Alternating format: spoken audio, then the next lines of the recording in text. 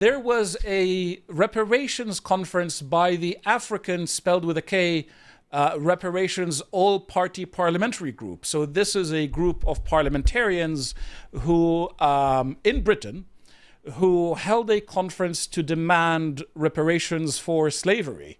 Good luck. Yes. Of course, you all remember the gentleman who asked for 18 trillion in reparations. Who was it again? Talk about Lenny Henry. Yes. He was supposed to be a hero of successful integration, and he wants 18 trillion, which I suspect is 4 or 5 times the GDP of Britain, something along these lines. Yeah. Good luck. So I don't understand where that figure came from, but I don't think logic is the point, as I'm going to be arguing here. I think, just out of the blue, I think he pulled that out of his backside. Yes. Well, there's a bit of played a magician's lot of research done there. Out of his rear end. The conference started at 10 a.m. Nice, lazy start. With nobody likes to get up very early. You had Bel Ribeiro Addy, who was an MP, participating in it. You had... Yeah, go on. Debbie Flack, Quakers in Britain. Yes, the Quakers were very heavily involved in this, and it was actually held at the Quakers building in London. You had a professor of law, Pan-Africanist. I don't understand what's going on there. You had Jeremy Corbyn participating, of course, Diane Abbott, obviously, and a councillor from the Green Party, somebody else from the SNP, as you'd expect. And the sort of topics there, from display to dignity, mobilizing the diaspora to lay our ancestors to rest. Did they? Maybe I'm superseding this somehow. But did they speak about Dahomey in any of this anywhere or not? They didn't. I'll bet they didn't. They didn't speak about the slave king. They didn't speak about the slaving state. They didn't speak about the slave king of Dahomey. I'll bet they And the ritualistic festival where they slaughtered them. They didn't speak about human sacrifice. Wow. That's an oversight, isn't it? Maybe we should write to them. In a fairly major way. Wow. They are all descended. We are all, as you know, we in England are all descended from King Edward III. Right. By virtue of the fact that there was this pronounced correlation until about 1800 between socio-economic status and completed fertility. Mm-hmm. And this is, of course, the same in sub-Saharan Africa, and these were as well polygamous societies, which makes it even more pronounced. Right. And they all held slaves. Yes. So Diane Abbott is descended from slaveholders. So 25% of the current population of Mauritania are slaves right now. So the idea that this is a sort of big historic... There's something like 50 million people enslaved in the world today. Well, many of them white. Many of them white and Eastern European women who are held in slavery as prostitutes. But they're only focused on their ancestors, not their... They're only focused on getting money from the British government. That is all. Yeah. We must be guilty for the fact that some of our ancestors, not even all of them. I mean, I don't know. Like admittedly, my collateral ancestor was the governor of Barbados in 1700, so he was a bit involved. Right. Thank you. But in general, okay, they're all going to be descended from people that held slaves. Moreover, do we ever talk about the fact that until about 1,000 years ago, there were no Bantu in southern Africa? Yes. None. And not allowed to. Southern Africa was populated by Bushmen. By the Khoisan and by the what used to be called the Hottentot, quite peaceable kind of people. And then the Bantu went in, slaughtered them, took over their lands, and enslaved them. Yes. But yet they do not have to have hereditary guilt. No. For this. No, because they're not white. You see, that's the issue. And I think that it manipulates the fact that I don't know if it's guilt seems to be very powerful among Europeans in a way that perhaps is less so in some other cultures. It's a direct consequence of the Christian mind. Right. Direct shame and consequence guilt. of the... So if you look across the world, it's only European culture that is guilt-based, whereas the rest of the world's culture is honor-based. And I would argue that implies that it's pride-based, in a sense. So Europeans and Christians in general concern themselves with the wrongs that they have done, rather than the speck in your eye. As a Christian, I'm meant to concern myself with the beam in my eye, not the speck in yours. Whereas the sort of more, I would argue, natural perspective is to be concerned with loss of face and loss of status, because that immediately affects your genetic. Guilt is that there is a little thing inside, a little idea of yourself that you haven't lived up to, and you feel bad about Quite. it yourself. And that's what we are very subject to. And Yes. all I can say in response to this is that the British were the first people to. Every society had slavery. Yes. The British were the first people to abolish slavery. Yes.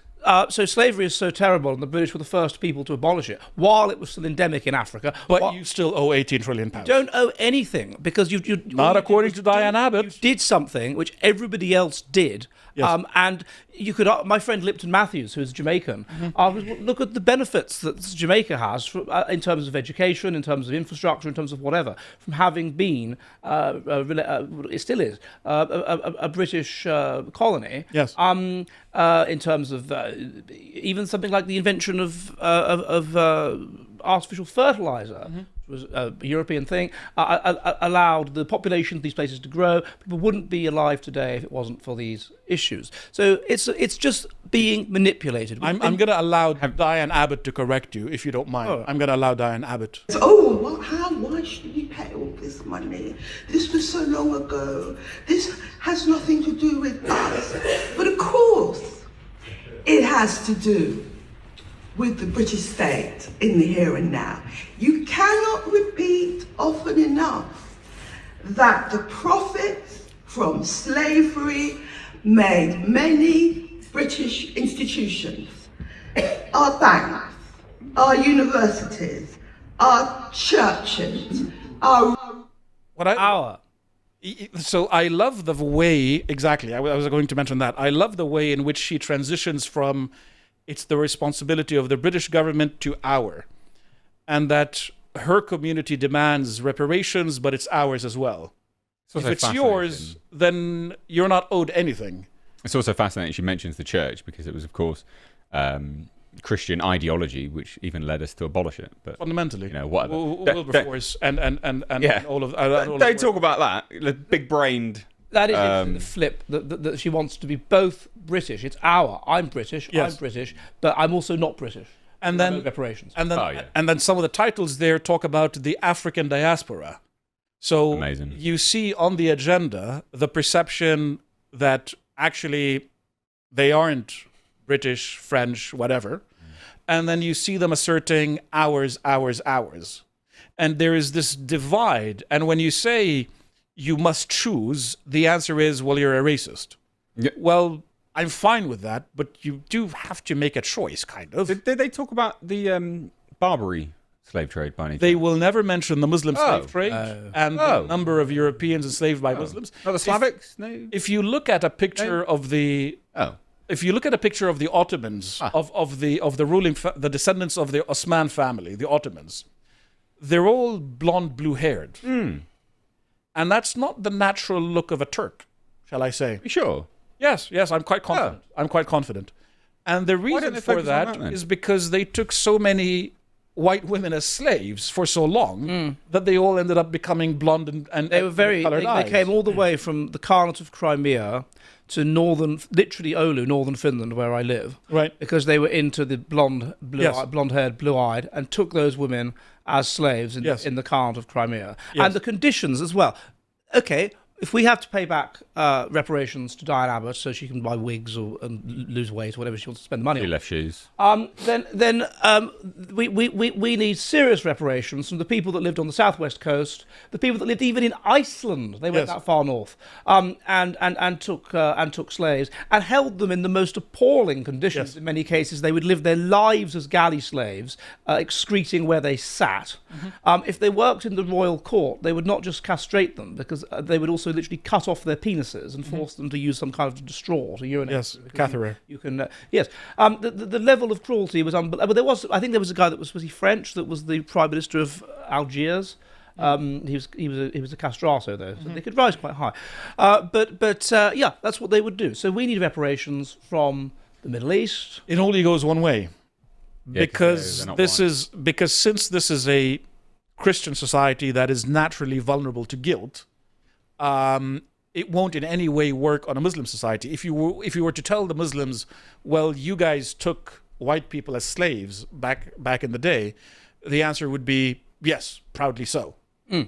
So you have to remember that this sort of... All you can say to this is that this is just manipulation by people that are using, covert manipulative tactics in order to extract resources from the majority from the population, and we must not be manipulated. Yes. Summary, Gibbs. And you want to listen to this gentleman here, and sorry, the opening of this is quite important. Let me just give you a view of it. The speaker here is Julius Pan-Africanist Garvey, and apparently he's the son of Marcus Garvey, who was important in the Jamaican independence movement. And let's listen to him for a second. Education is preparation for reparations. So let's start there. What? Education is preparation for reparations. It rhymes. As in, we are sort of brainwashing ourselves into thinking that we deserve more of other people's money. That's to translate it. This year, we are very pleased to have Dr. Julius Garvey, who is a human rights... Thank you for having me to this thank you for my introduction. You've carried out your duty very well. This is an excellent conference. Carried out your duty very well. To be able to participate. My talk is basically building a just and prosperous society. Reparations. So, to build a just and prosperous society, you must have reparations, otherwise you can't do it. And the question that I had, which was repeated by Cute Queen 8, is if slavery is what made the West great, well, the Africans practiced slavery for much longer and continue to do so. So Mauritania, with 25% of its population as slaves, should be at the apex of human civilization, because apparently that's what makes a society great, slavery. Yeah. Well, and obviously, hellhole. Manifestly, I'm forgive if I'm wrong about this, but I'm not aware that, for example, Finland imported slaves. Yet Finland is one of the wealthiest countries in the West and one of the highest standards of living. But they managed it without slaves. Yes. And Japan, I don't know how much slavery was going on there. There was. But certainly with Finland and other parts of Europe, there wasn't any. So that is complete nonsense to say that slavery may have contributed in that you have free labour, but in the end it was quite costly to maintain it, and so we got rid of it. So this is obviously rubbish. No, completely. But I wanted to mention this guy, Julius Garvey, because he is the son of Marcus Garvey. And I wanted to read a little bit about the profile of Marcus Garvey. He wanted to make Africa into a single one-party state. He believed in a sort of Pan-Africanism. Although he never visited the continent of Africa, he was committed to the Back to Africa movement, arguing that part of the diaspora should migrate there. His ideas became increasingly popular, and he was partnered with the KKK because they agreed that there should be complete separation between blacks and whites. And so the KKK were of the idea that, yeah, pretty much we need total and complete separation. But I just wanted to mention something about why Africa isn't being economically prosperous, and use the example of this guy's father, Marcus Garvey. He built a company called NEGRO Factories Corporation. And it was part of the Universal NEGRO Improvement Association and African Communities League, with $1 million funded by black people. But then it went bankrupt. And the reason was because, and I quote, Garvey appointed inexperienced people to run organizations because he valued loyalty over competence. Now, what you see in every single African country is the exact same story. It's pretty much the exact same story. And it's the result of this being an extremely low-trust society where you can't have competent people running things because they might overthrow you. I would argue that this explains the situation of Africa today much more than what happened in the days of slavery. That would be my first argument. I would also argue that China, Vietnam, Japan, Korea, very famously, they all had massive slave populations, but they're not in the situation of sub-Saharan Africa. And they still ended up partnering with the West and with supposed neo-colonial powers and so on and so forth, but they didn't end up in this situation.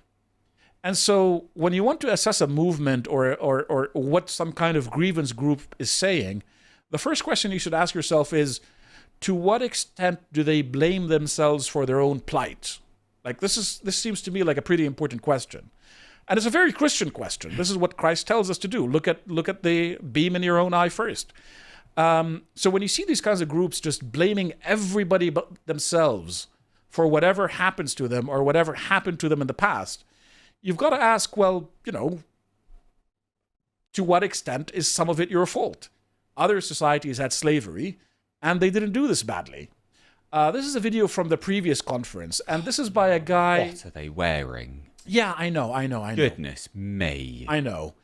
But this is a guy who became the creative director of, I think, either Shakespeare's Theatre or some kind of very major Royal Society associated art group.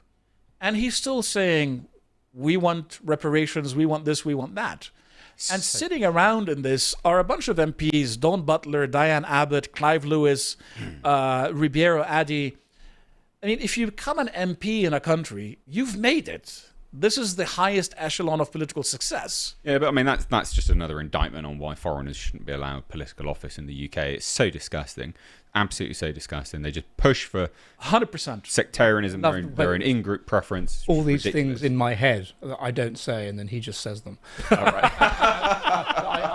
I daren't say that. I'm told, I'll keep it friendly, all this, and then I kind of transfer them into his brain via some kind of telepathy. It's extraordinary how this keeps happening. But no, they are.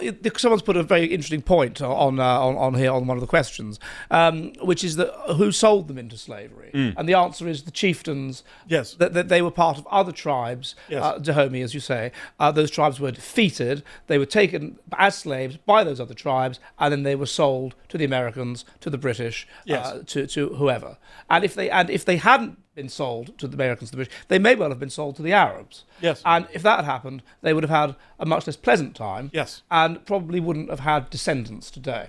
Yeah. Well, there are tiny communities of blacks in the Middle East, and the way that they are treated is, I find it quite abhorrent still, Like, Arabs are not shy about their racism. They wear it on their sleeves quite proudly.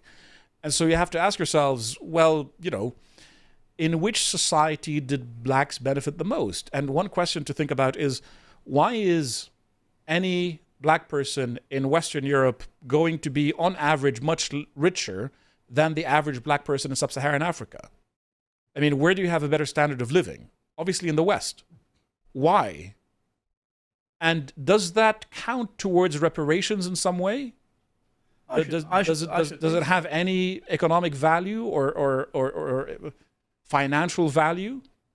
So what they're saying is, what would make sense is that they would go back to the poorest part of Africa with a kind of a 17th, 18th century standard of living, even in Africa, and no plumbing, no electricity, no modern comforts, living in a hut, and then they get some reparations.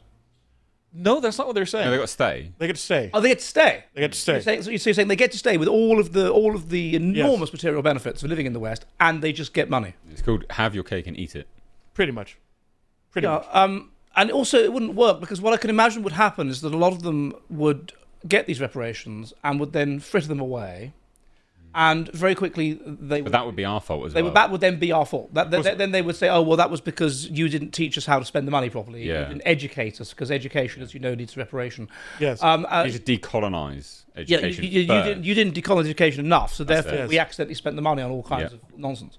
So that was what would happen. So it will never. It's never ending. It will be a never ending, and then they want more reparations, and then they spend them, and it would be never ending. And so, as I say, the only solution is stand up to racism. Look at that, how manipulative. Because I also think like how, if you did a cross section of the ethnicities that are on benefits in the UK, is there a predominant element that are ethnically descended from individuals such as this? Surely that's a form of reparations. If your entire life has been funded by the state. Yeah, that's still. You really want to get into the nitty gritty of it all. No, I mean, if you want to get into the nitty gritty, you should also factor in crime. Yeah, well, yeah. I mean, are we going to get reparations for that? Probably not. That's one question to ask. Also, if this country is so racist, why are you still here? Just leave. These are elementary logical issues that should not be addressed. We're in the modern era. Of the matter, travel. The truth of the matter, Nate, is that the inequality we face globally stems directly from the legacies of enslavement and colonization.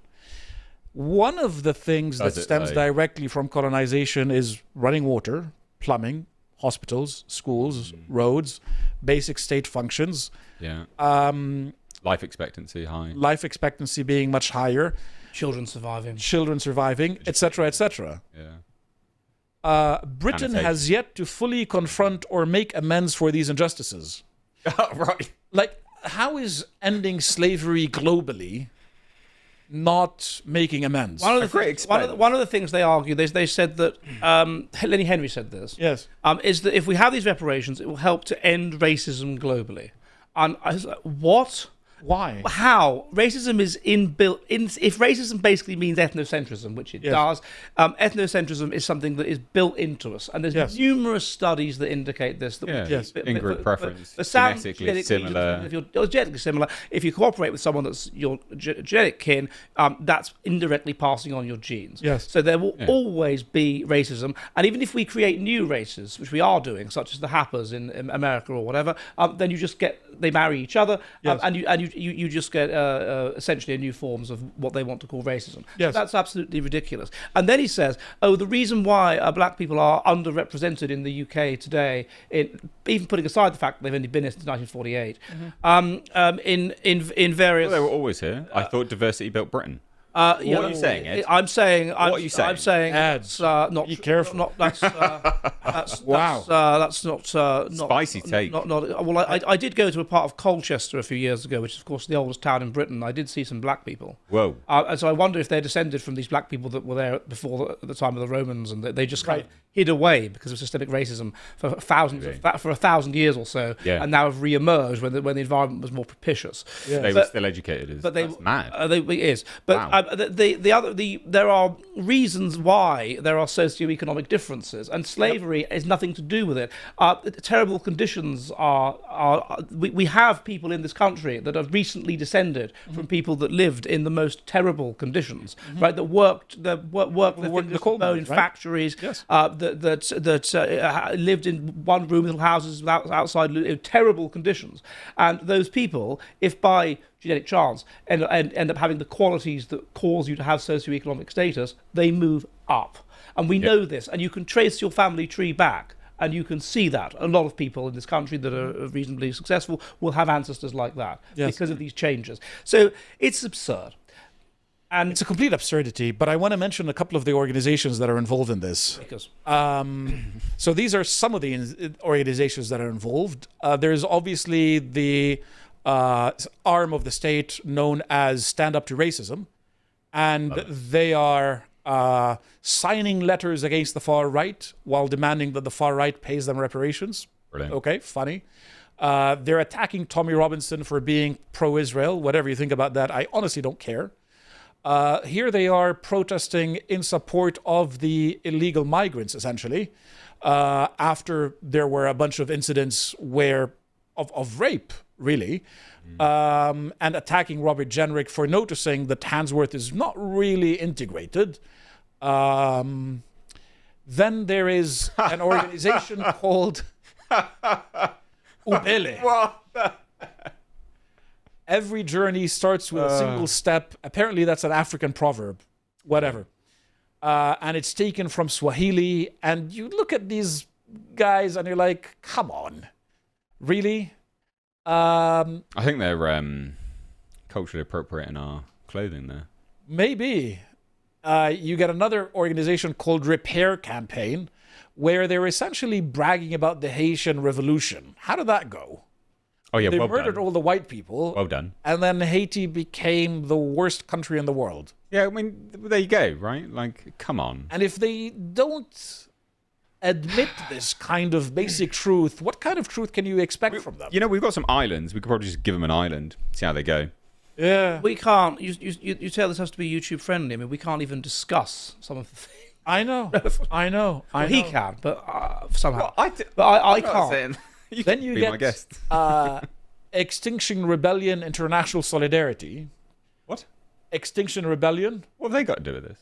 Well, because this is all gay race communism. Oh, yeah, of course, yeah. This is the sort of long and short of it.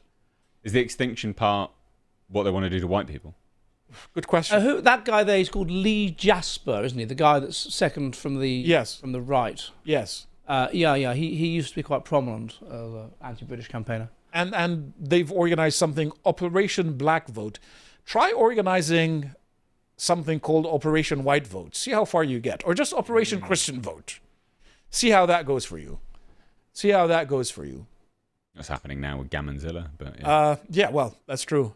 that's why they're so afraid of it. And then there are these guys who are pretty much openly communists, more or less calling for the abolition of private property. So it's just sort of, rather obviously gay race communism. People who are failures, or who, more interestingly, are not failures but identify as failures. Yes. Quite interesting that they have this neurotic belief that they are persecuted. Yes. Or that they would be higher up were it not for these bad forces. Yep. And it is those people that have that kind of neuroticism. Neuroticism is associated with Machiavellianism. Yes. You see the world as a place where you're disempowered and as a place that's frightening and unpleasant, then you want to take power over it. Yep. But you fear a fair fight. You can't do so overtly because you fear losing that fight. So you do so in this manipulative, covert way, pulling on the heartstrings of naive people, using manipulative terms that are elastic, like anti-racist or racist. And then and people take you seriously because they don't want to feel bad about themselves or feel that they're of low status or whatever. And we get to this point where we even entertain this nonsense. It's insane. And remember, the foreign secretary, or the former foreign secretary, used to be a backer of this stuff, David Lammy. So let's not forget that kind of detail. But then there's the law firm that sort of tried to capitalize on this, and I don't have a link for them, I'm afraid. They're called Lay Day. They sued Britain on behalf of the Mau Mau, got £20 million, plus around £6 or £7 million in their own fees. They sued Britain on behalf of the Mau Mau. Yes. Sorry, did I hear you right? Yes, you did. Have you seen the film Adios Africa? No, I haven't. Africa Adio, where it looks at the decolonization of Africa and it looks at the things the Mau Mau did. Yep. I think it was like 100 British people, including women and children, who they just massacred, and often in the most brutal possible way. Yes. I fully believe that this is sort of an old thing there. One of the most serious allegations is that Lay Day did not pay out compensation in full and failed to disclose its list of victims because some names were fabricated. So apparently Lay Day is accused of, it hasn't been proven, but the Kenyans claim that after they sued on behalf of the Mau Mau and Lay Day represented them, Lay Day made away with some of their money. They also sued BP, because BP used a militia to protect their own assets in Colombia from other militias. They sued the British government for Iraq over torture allegations, got some people £3 million, but then they ended up again being accused of misconduct. They got cleared from it, it should be said, but it came close. And one of the allegations was that one of the solicitors of Lay Day destroyed a key document at the center of the inquiry into alleged torture, suggesting that the Iraqis that were detained by British forces were members of an armed insurgency rather than innocent civilians. So the allegation here is a quite serious one. Sued Britain over emissions for cars, sued Britain for unexploded munitions. So basically horrific, greedy lawyers partnering with communists, traitors, and others, demanding more and more money. And as we've sort of mentioned in the segment, slavery was always normal. It happened throughout the world. It was only the British who ever ended it. And the lack of development in Africa isn't because of colonialism and isn't because of slavery. It's because of factors within Africans' own control. Or it's because of the behaviors of Africans. Everybody's responsible for their own country. And if you insist on reparations, what do you call welfare and foreign aid? Yeah. And if it goes one way in terms of reparations for slavery, what about reparations for crime? Like, if you're going to have this conversation, you're going to force people to have other conversations with you. Oh, you can't. You're not allowed to do that. Yeah, and I mean, what they're assuming is that there is still some goodwill here, but really there isn't. There is zero goodwill here anymore. They are destroying the goodwill that was there by pushing, by pushing, which was there. There was. By pushing people so far. But that's the problem. That they can't help themselves. People like Diane Abbott are such bitter, nasty people that deep down hate themselves. Yes.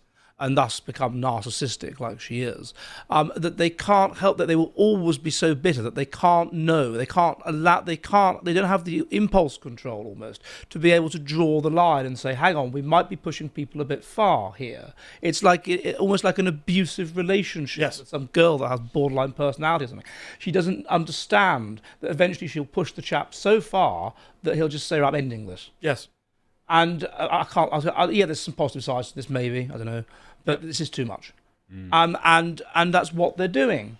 And that's what Lenny Henry's doing. It's weird, actually. I mean, I remember when I was about 7, our teacher, Mrs. Rusby, asked us to draw our favourite character from telly, and then she like set up this thing that looked like a telly and scrolled it round so it looked like things were moving. And there was a big queue for the pink pencils. Right. Because everyone was... But I didn't need a brown pencil. I didn't have to wait. Because the person that I drew was Lenny Henry. And I thought he was great. And he was really funny. And there was Lenny Henry show. And there was various other things he did. There was genuine goodwill. If you would like to watch the full uncut version that is also uncensored, head on over to lotuseaters.com to find out more.